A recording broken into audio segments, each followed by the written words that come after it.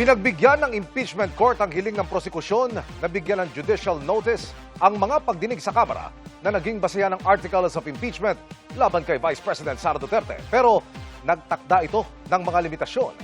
Nakatutok si Joseph Morong.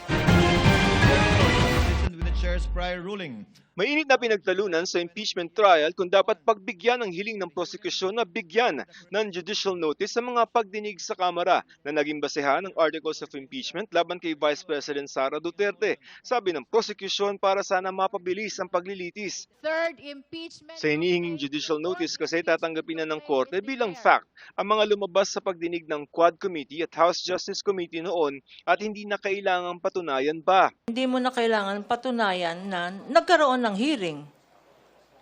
Yun. Hindi mo na kailangan patunayan na sa hearing na yun, yung secretary kumuha ng minutes kung anong nangyari doon. Hindi naman sinasabi na hindi na kailangan mag-testify dito sa Senado yung witness na dumating doon. Pagkontra ng depensa, hindi ito dapat otomatikong gawing ebidensya sa Senate Impeachment Court.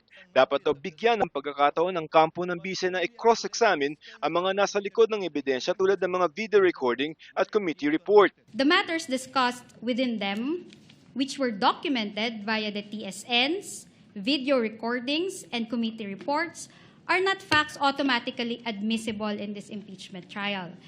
Rather, they remain assertions that must be proven by evidence. Dagdag ng depensa, kunestyon pa nga nila sa Supreme Court ang mga pagdinig sa Kamara na tinawag nilang fishing expedition. Tila may gusto ring iparating ang depensa sa impeachment court. The petition pending before the Supreme Court challenges the proceedings before the HORCOJ only and not the actions of the Honorable Impeachment Court. This distinction, however, does not preclude any future legal challenges against actions that this court may take while sitting as an impeachment court.